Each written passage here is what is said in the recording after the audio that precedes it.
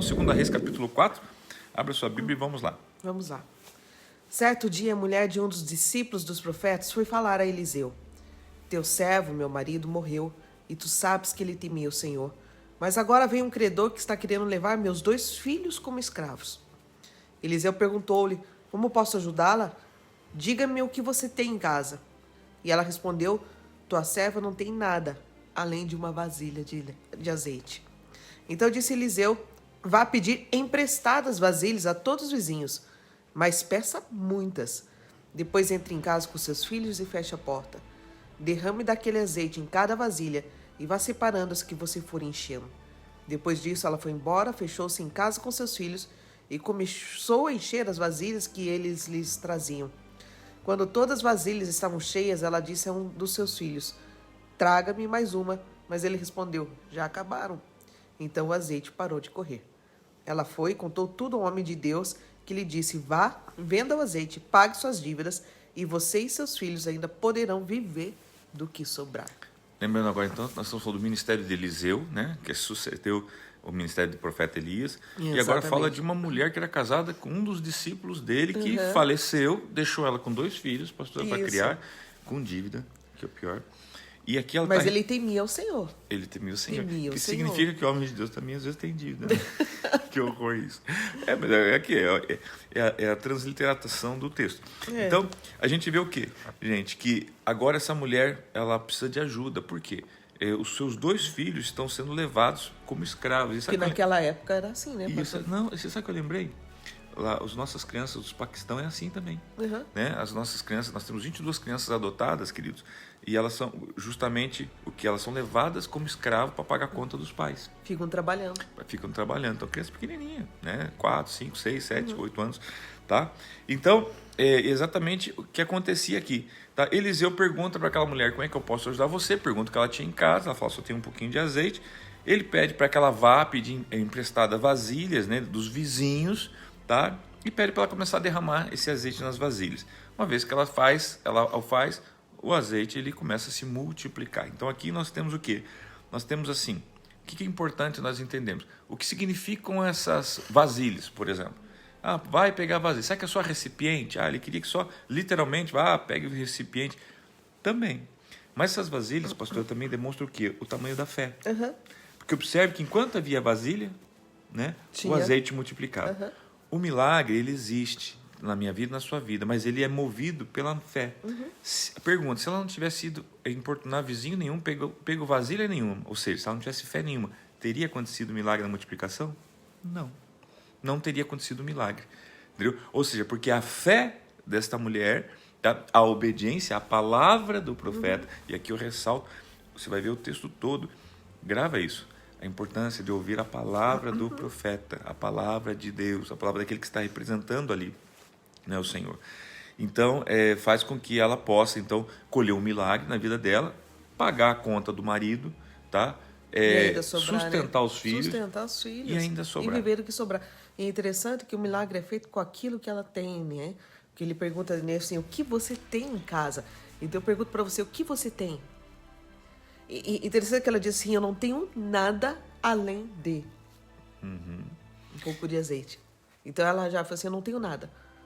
Então, acho que daí nesse instante ela lembra assim: eu só tenho lá um pouquinho disso. Mas não sei o que, então assim, o que você serve, tem? Né? Um pouco de fé? Tá? Então é nisso que o Senhor pode trabalhar. E é importante, pastor, porque às vezes a gente fica esperando um milagre acontecer alguma coisa que vinha de fora. De fora para dentro. E na verdade aqui a gente vê o profeta demonstrando que o milagre ele acontece de dentro para fora. Dentro para fora.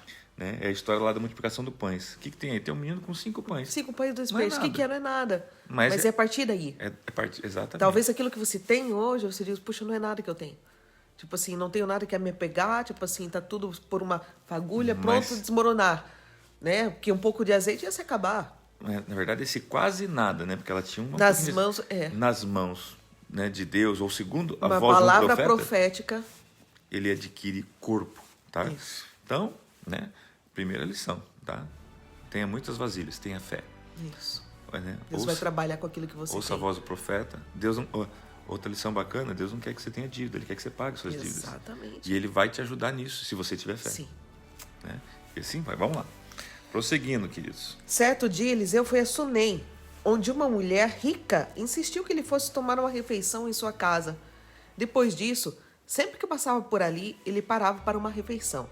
Em vista disso, ela disse ao marido: sei que esse homem que sempre vem aqui é um santo homem de Deus. Vamos construir lá em cima um quartinho de tijolos e colocar nele uma cama, uma mesa, uma cadeira e uma lamparina para ele. Assim, sempre que nos visitar, ele poderá ocupá-lo. Um dia, quando Eliseu chegou, subiu ao seu quarto e deitou-se. Ele mandou seu servo Geazi chamar a sunamita. Ele a chamou e, quando ela veio, Eliseu mandou Geazi dizer-lhe: você teve todo esse trabalho por nossa causa. O que podemos fazer por você? Quer que eu interceda por você ao rei ou ao comandante do exército? Ela respondeu: estou bem entre a minha própria gente. Mais tarde, Eliseu perguntou a Geazi: o que se pode fazer por ela? Ele respondeu: bem, ela não tem filhos e seu marido é idoso. Então Eliseu mandou chamá-la de novo. Geazi a chamou, ela veio até a porta e ele disse: por volta desta época do ano que vem, você estará com um filho nos braços.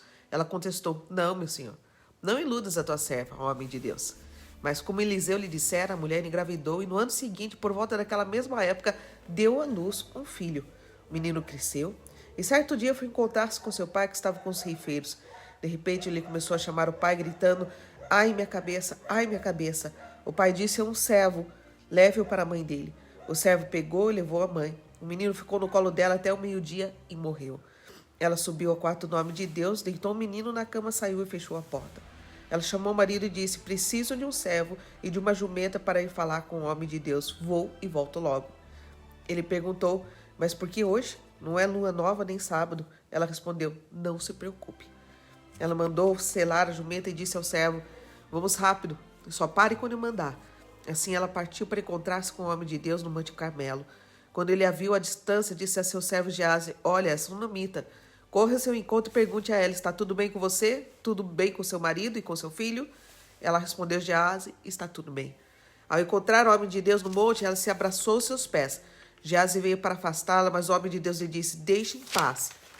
Ela está muito angustiada, mas o Senhor nada me revelou e escondeu de mim a razão da sua angústia. E disse a mulher: acaso eu te pedi um filho, meu senhor? Não te disse para não me dar falsas esperanças? Então Eliseu disse a Geazi: põe a capa por dentro do cinto, pegue o meu cajado e corra. Se você encontrar alguém, não o cumprimente. Se alguém o cumprimentar, não responda. Quando lá chegar, põe o meu cajado sobre o rosto do menino. Mas a mãe do menino disse: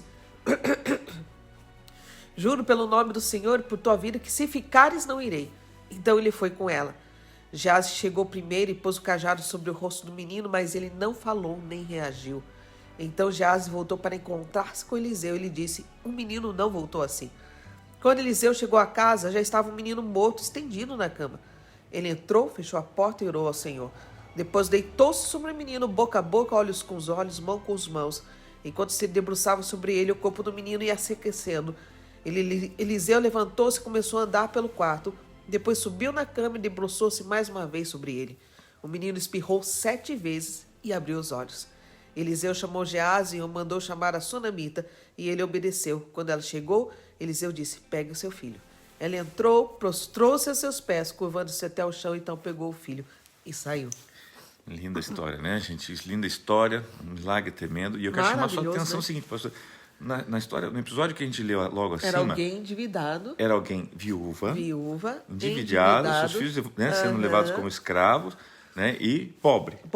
Agora Aqui a gente já vê uma mulher rica, bem relacionada com seu povo. Bem relacionada. Você pode ver que o profeta falou assim: preciso falar com o juiz, né, com alguém, quer dizer... Ela falou assim: não, eu estou bem entre o meu povo. Estou bem. Né? E mostra também o relacionamento que Eliseu tinha. Né? Falou assim: preciso que eu fale com quem? Com quem, Ele né? também era bem relacionado. Conhecia a cidade toda. Mas a gente vê que quando ele para e pergunta, né, pro servo dele o que podia fazer, né, para aquela mulher, o servo fala, se eu não me engano, não sei se é o 27, mas ele fala assim: olha, o problema é que ela não tem filhos. Né? O marido dela já é de idade e tal, ela não tem filhos. Ou seja, em algumas versões fala literalmente que ela era estéril. Então ela tinha dinheiro, mas ela era estéril. Ela não podia ter filho porque ela realmente não teve condições. E o que me chama a atenção, filhos. É que ela... Desculpa aí, gente. Me chama a atenção aqui que quando pela primeira vez ela é perguntada sobre o que, né, poderia ser feito por ela, assim, ela diz assim: nada. Então ela já tinha, tipo, até esquecido disso. Né? Tipo, ela já passou disso. Não, ela assumiu que ela não poderia ser mãe. Isso. Ela Tipo assim, ela aceitou isso na vida dela, falou assim, não, isso não é possível para mim, então, o que eu posso fazer por você? Não, nada. Porque no caso dela era só algo sobrenatural, realmente. Porque o É. natural Mas o já tinha servo sentenciado notou ela. isso, né? Ele notou isso. Falou assim, olha, ela não tem filhos. E para aquela época era algo, né, muito tremendo. E me também chama a atenção, pastor, o fato dela ter feito esse quartinho para o profeta, né? Então, claro, ela o que ela queria? Falei assim, puxa, eu preciso ter um lugar onde a palavra de Deus, né? Porque ele representa ali, o profeta, ele representa, né, algo. Eu falei assim, eu quero ter comigo a palavra do Senhor. Eu quero ter comigo pelo menos um lugar onde o homem de Deus, quando vier, eu possa recebê-lo. Porque assim, ela compreende que bênção que é ter na sua casa um homem de Deus, sempre que possível. Do Senhor, né? Um representante do Senhor. Interessante, pastor, porque assim, foi o verso 14 que Eliseu fala pro menino, né? O que a gente pode fazer por ela? Ele fala que ela não tinha filhos e nem o marido era idoso. Daí o que acontece? Eliseu manda chamar ela e quando ela vem, né? Então Eliseu fala assim, olha, o ano que vem por volta dessa época você vai estar com um filho nos braços, tá? Então assim, olha, é a voz do profeta. A gente não vê aqui em nenhum momento Deus falando para ele, não. Diga ela. E você vê assim que, olha, uma outra coisa que eu vejo aqui por trás assim do cenário, assim, um desejo do profeta de querer retribuir, pastor. Né? Quem se for do quartinho, é assim, puxa, ela nos acolheu, eu quero poder abençoar essa mulher, eu quero poder, né? Eu entendo que eu sou alguém de Deus, eu posso interceder a Deus por ela. E ela reconhece essa autoridade espiritual que está sobre ele, né? E ele também reconhece aquilo que ela fez por ele. Porque ela falou assim, mútuo, né? Falei assim, esse homem, toda vez que passar por aqui, falei assim, vai ter um quartinho na minha casa, onde eu e meu esposo vamos receber ele. Né? Então, aquela coisa... por que eu chamei isso a atenção, gente? Hoje, as pessoas tratam homens de Deus como, né? Tipo assim, sem importância, sem... Né? Até porque também na verdade, muitas coisas ruins aconteceram, né? Então, pra tipo, gente é meio incômodo falar claro. um pouco sobre isso, porque a gente acaba, né, também sendo sacerdócio, mas eu sempre falo assim, as pessoas falam assim, é tudo homem, é tudo ser humano, é tudo gente igual, normal. Não é, gente. Não é. Porque, assim, na verdade, o que diferencia é uma unção que está sobre. Então, assim, mas a partir do momento que aquela unção que está sobre, ela torna a pessoa não é mais igual, não é mais comum. Tá? A nossa vida não é comum, a nossa vida não é igual, amor. Muitas vezes nós queríamos que a nossa vida fosse igual de todo mundo, mas não é. Uma unção que pode ser retirada também, como a gente viu, né? E isso em todos os sentidos, tá? Mas, gente, voltando aqui então, observe que agora então, o verso 17, né? Eliseu fala para ela, fala, mas como Eliseu lhe dissera, a mulher engravidou no ano seguinte, por volta daquela mesma época, e deu à luz a um filho. Como então, confirmando a palavra dele. Tá? Como ele disse. O menino nasceu, cresce, mas num determinado momento lá está com o pai trabalhando, começa a sentir uma dor de cabeça, né? Não sabemos exatamente o que aconteceu, enfim, e vem a ter um problema sério e o texto fala que ele morre. O marido manda para a mãe. Fala assim, leve para sua mãe. Interessante que nessas horas, né? Por mais que o pai é o cabeça, parece que é a mãe que tem a solução. E me chama a atenção, pastor, que assim, quando ele morre nos braços dela e manda chamar um servo, né? Você veja aqui que ela manda ele correndo, fala assim, não fale com ninguém, não pare com ninguém, né? E quando o marido ele pergunta, eu falei assim, né? Não, tá tudo bem. Tá tudo bem. Ela não incomoda o marido, gente. Deixa eu só apontar uma coisa antes que você entre na sequência, porque um pouquinho antes. Sim. Eu li alguns comentaristas falando que o que simboliza esse pai mandando o filho para a mãe, né? Aqui essa história também tem uma correlação, a gente precisa tipificá-la, né? A mãe sempre faz a figura da igreja. A igreja é a mãe. Então assim, tem alguém morto? Manda para a igreja. Manda para a igreja. Né? Lá, essa mãe vai saber o que vai fazer com o morto. Essa é a ideia. Não é ela que vai dar vida para o morto, mas ela sabe o que fazer. E o que a mãe faz? Vai para o homem de Deus. O que a igreja faz? Leva a pessoa à presença de Jesus Cristo, Espírito Santo. Eu achei muito legal essa correlação que fizeram, essa interpretação, não sei de onde saiu, de quem saiu, mas eu achei muito bacana, porque realmente é uma grande realidade. E agora, então... no 22 ela diz, né? Ela chamou o marido e disse, eu preciso de um servo e de uma jumenta para ir falar com o homem de Deus. Vou e volto logo. Ele perguntou, mas por que hoje? Não é lua nova nem sábado. Ela respondeu... Não é dia de culto? Não se preocupe. Eu falei assim, não se preocupe. E ela tá, levando em consideração, ela estava com o filho morto. Gente. Se fosse ela outra sabia dizer disso. assim, nosso filho morreu, não. Eu falei assim, Então ela não corre, se né, ela vai preocupe. atrás do profeta. É interessante que o versos 27, pastor, que chama a atenção. Fala assim, ao encontrar o homem de Deus no monte, ela se abraçou aos seus pés, Geazi veio para afastá-lo, mas o homem de Deus lhe disse, deixa em paz. Ela está muito angustiada. Claro. Então ele percebe a angústia dela, mas ele não sabe o que está acontecendo. O fato dela dizer para o marido não se preocupe não quer dizer que ela não estava em angústia de alma. Angústia. Daí ele fala assim, mas o Senhor nada me revelou e escondeu de mim a razão da sua angústia. Ou seja, o profeta está dizendo assim, olha como o profeta agora, ele é um profeta, mas ele também está assim, tipo assim, eu sinto que ela está angustiada, mas não faço a mínima ideia, porque Deus não me falou nada. Não me falou nada, não me contou o porquê. E agora você veja, tenta se colocar um pouquinho no lugar do profeta. Ele tem que ajudar alguém, que ele vê que está angustiado, ele não faz a mínima ideia do que é, sobre o que significa. Deus não falou com ele. Não. Tá? E agora ele tem que agir também pela fé, pastor. É. Né? Ele também tem que agir pela fé. Então o que ele faz agora? Né? A mulher então diz para ele, né? Olha, eu acaso pedi alguma coisa para o senhor? Um filho? Não, mas e o que aconteceu? Por que o senhor me deu falsas esperanças? Né? Porque o meu filho está morto, né? Você vê que bate até um certo desespero no profeta, porque ele pega pro Geazi, né? Olha, pega meu cajado, corre, com quem diz, não para, né? Uhum. Gente, Deus mandou ele fazer isso? Não, Deus não mandou ele fazer isso. É aquela coisa assim, na hora que você não sabe o que fazer, faz alguma coisa, né? Vai em direção ao morto, porque alguém precisa acolher esse morto. Tá? O Geazi vai lá, coloca o bastão dele sobre o menino, não acontece nada. O Geazi volta correndo, enquanto isso eles estão indo em direção lá, né? Enfim, falou, não aconteceu nada, o que você mandou fazer não aconteceu nada. Você vê, o profeta às vezes falou e não aconteceu nada. Tá? Por quê? Foi uma palavra de fé, de ânimo do profeta, mas não era por aquele caminho. Você vê daí agora o profeta chegando, subindo lá no quartinho onde o menino está lá, deitado na cama, morto, e agora você vê ele andando pelo quarto, você vê ele deitando sobre o menino, aponta a Bíblia e fala assim, dele começar a aquecer o corpo já frio. Uhum. Né? Então, você vê ali realmente um homem de Deus, gente, um profeta. Isso demonstra que a humanidade do profeta, por outro lado, né, a dependência dele, ele está aguardando, tipo, pai, o que nós vamos fazer aqui? Nem eu estou entendendo esse negócio. Ela não pediu filho, eu quis, né? O senhor concedeu o milagre, o senhor podia não ter concedido, mas e agora eu não estou entendendo o que está acontecendo. Até que, né, a Bíblia fala assim que do nada ele dá 7, né, espirros ali, ele expira, né? Espirrou, né, 7 vezes, abriu os olhos e agora então ele pega e entrega ele para a mãe dele, pega o seu filho, tá? E ela entra, prostrou-se aos seus pés, curvando-se até o chão. Então pegou o filho e saiu. Então a gente vê... Porque o profeta ele liberou a palavra sobre a vida dela, mas só aconteceu mediante uma vontade do Senhor, porque senão não adianta.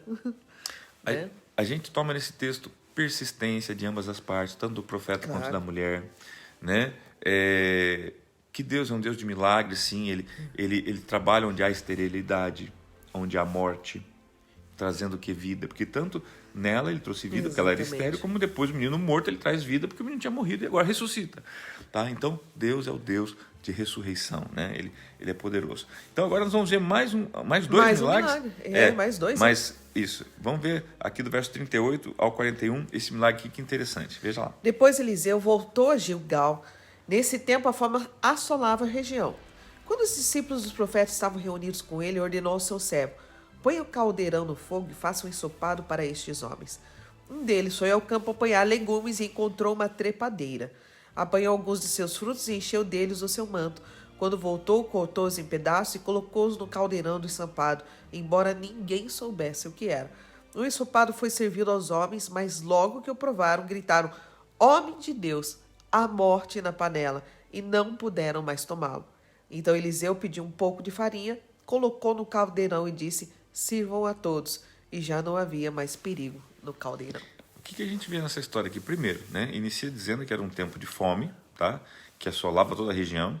Fala dos discípulos do profeta, né, que se reúne e o profeta chega ali e de alguma maneira ele tem o entendimento seguinte, eu preciso alimentar os meus discípulos, eu preciso dar eles de comer. Fala para o Geazi, vamos fazer um sopão aqui, vamos fazer um caldeirão aqui, vamos fazer tá, vai lá.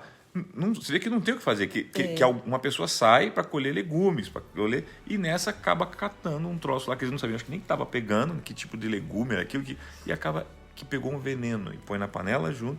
E agora eles, ao começarem a comer, tá, alguém percebe, alguém reconhece e fala, olha, tem morte aí, tem veneno aí.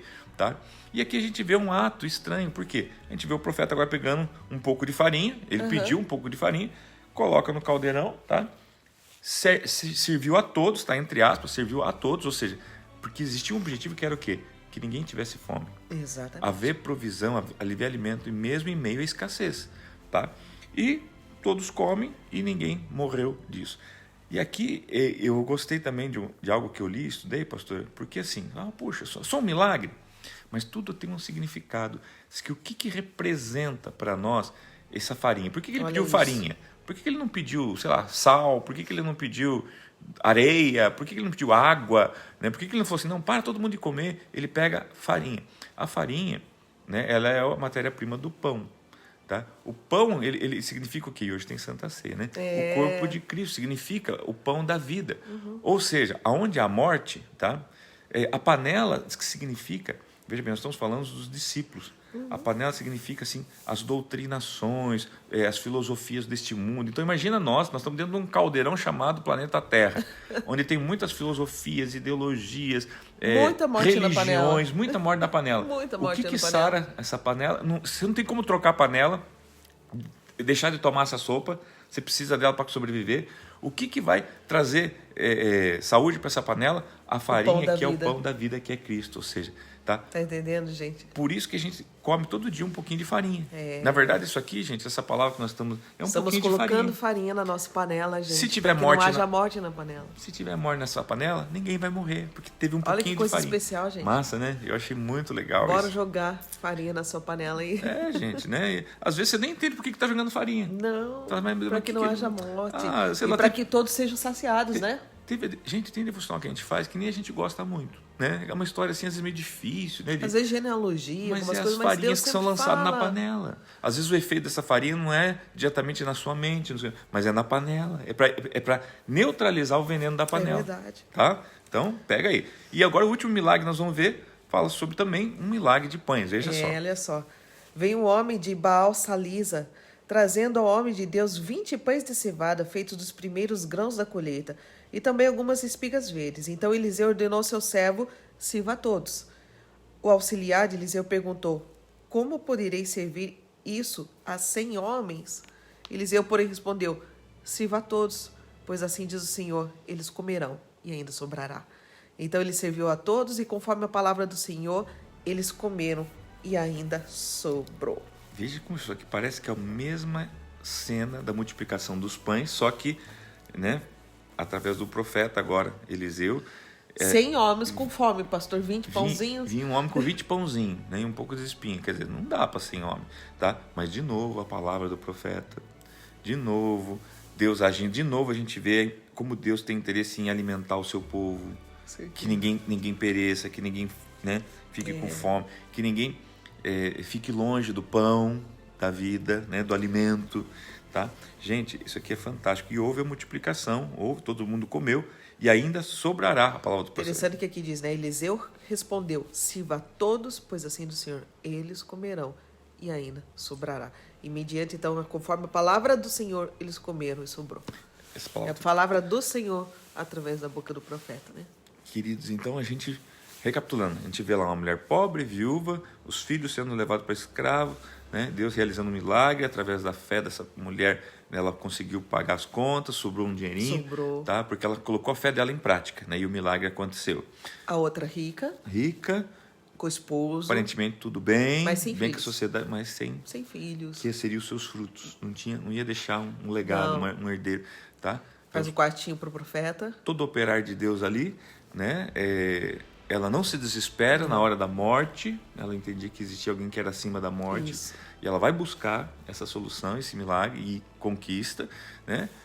Vemos depois ali o profeta, né, querendo alimentar, né, os seus discípulos, né, diante de uma situação onde havia morte na panela, que aqui a gente pode representar assim como as ideologias de hoje, que há muita morte na panela, há muitas coisas aí que estão tentando destruir a família, as crianças, os jovens, né?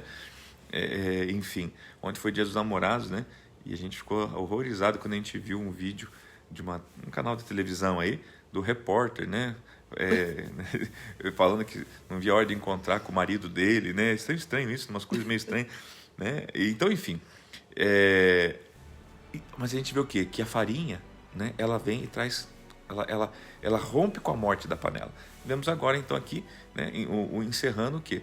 Mais um exemplo de provisão de Deus. Então, Deus, ele traz fé, traz milagre, traz provisão, né? E transforma a nossa vida através do seu poder. Que essa seja a mensagem para nós nessa manhã. Muito lindo esse texto, né? Muito legal. Muitas lições, né? Que Deus Muitas abençoe lições. a sua vida, queridos, né? Obrigado aí por estar com a gente, né? Nos suportando, nos aguentando e compartilhando da mesma mesa conosco. Deus abençoe você e a sua vida. Vamos lá rapidinho aqui.